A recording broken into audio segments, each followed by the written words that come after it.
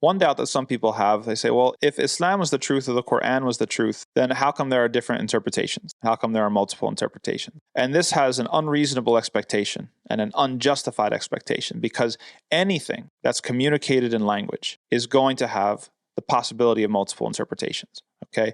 The very fact that we have to mediate meaning through words have multiple meanings. As soon as you say a word, it's got the possibility of at least a couple interpretations. And so this is not a reasonable expectation to have, that something should only have one interpretation, that every single word, every single verse, every single directive or order or command or prohibition in the Quran should only have one clear interpretation, one clear meaning. That is not human.